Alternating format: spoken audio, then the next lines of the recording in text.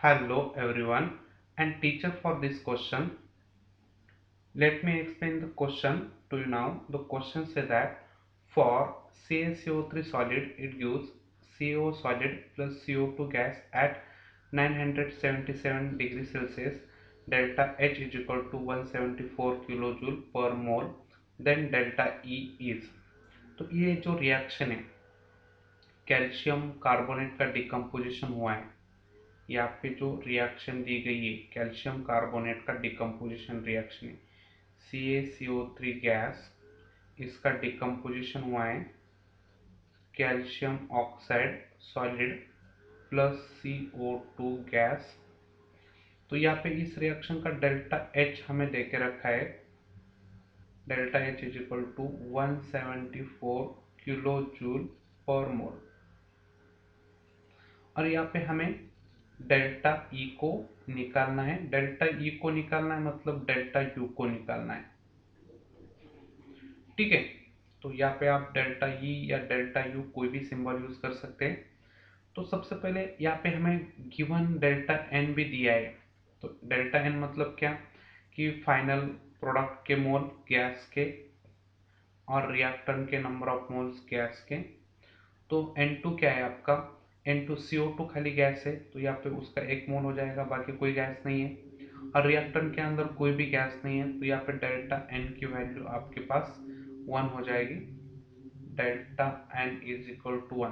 तो ये सब हमारे पास गिवन है और एक बात गिवन है यहाँ पे कि आपकी आर की value R is equal to 8.314 joule per mole पर केल्विन।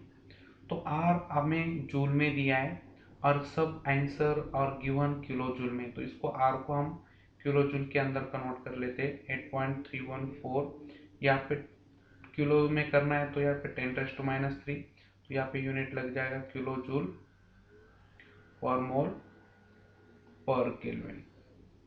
तो आर हमें पता चला है अभी किलो जूल में, डेल्टा एन का भी पता चला है, डेल्टा एच भी दिया है।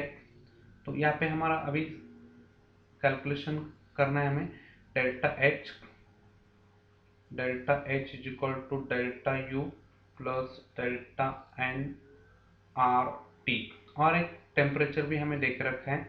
तो टेम्परेचर कितना है, टेम्परेचर है हमारे पास 977 डिग्री सेल्सियस है। तो डिग्री सेल्सियस को केल्विन में कैसे कर लेते हैं, हमें यदि हमें केल्विन चाहिए तो हम क्या करेंगे 273 plus 977 is equal to kelvin हो जाएगा। तो ये लगभग हो जाएगा 1250 केल्विन। तो ये आ गया आपका टेम्परेचर। तो यहाँ पे हम टेम्परेचर की वैल्यू पुट करेंगे, डेल्टा एन की वैल्यू पुट करेंगे, आर की वैल्यू पुट करेंगे। तो एन है हमारे पास 1, एन है हमारे पास 1,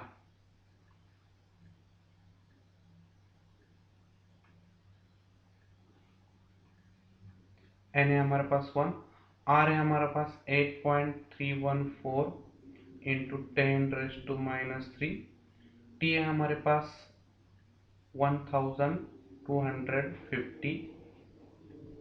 यहाँ पे आप सब यूनिट लगाएंगे तो भी कुछ प्रॉब्लम नहीं है। यहाँ पे 1 मोल इंटू 8.314 इंटू 10⁻⁻3, इसका भी यूनिट लगाएंगे किलो जूल पर मोल पर केल्विन इंटू यहाँ पे 1250 केल्विन।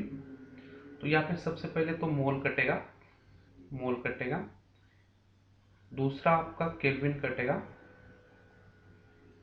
तो खाली आपका बचेगा किलो जूल।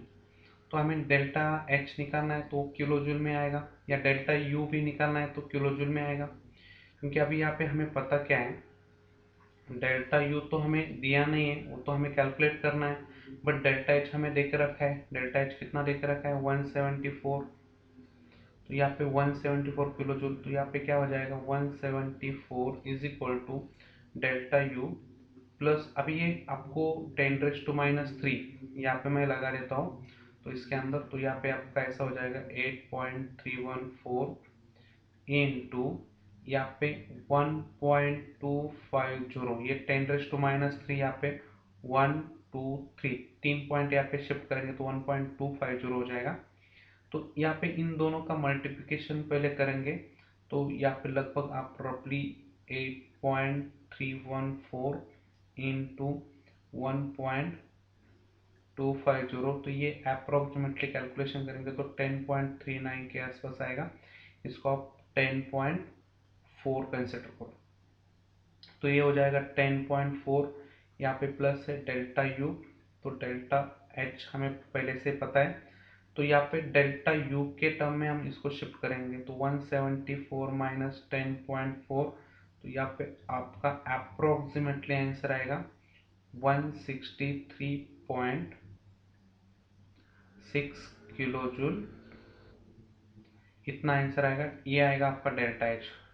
तो यहाँ पे हम फाइनल आंसर ऐसा लिखेंगे, फाइनल आंसर जो है delta U is equal to 163.6 kilojoule. देखो अभी ये जो आंसर हमने लाया है इसको हम और दूसरे तरीके से कैसे ला सकते हैं, तो यहाँ पे पहली पॉसिबिलिटी कौन कौन सी निकल सकती है, कौन कौन से रॉन्ग ऑप्शन है, ये हमें पहले पता करना है। डेल्टा एन से हमें एक बात तो पता चली कि डेल्टा एन पॉजिटिव है, तो जब भी डेल्टा एन पॉजिटिव होता है, डेल्टा एन जब भी पॉजिटिव होता है तो यहाँ पे delta H always greater than होता है डेल्टा यू से। तो यहाँ पे डेल्टा एच ज़्यादा है, तो अभी ये जो डेल्टा एच है ये ज़्यादा होने वाला है डेल्टा ई से या डेल्टा यू से। अब delta E is equal to delta U, ये आपको पहले पता होना बहुत जरूरी है, ठीक है। तो डेल्टा यू पक्का है कम है, तो कम मतलब 174 से कम है, तो ऑप्शन नंबर 4 कटेगा, ऑप्शन नंबर 3 कटेगा। अभी तो हमारा एग्जैक्ट आंसर तो आ गया है, option number 2 is the correct answer, exact answer है।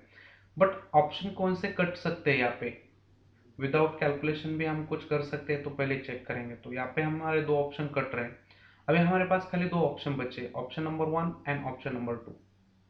तो यहाँ पे थोड़ा सा कैलकुलेशन करना पड़ेगा आपको, तो आपका आंसर आएगा finally 163.6 kilo joule. I hope you understand the explanation. Thank you.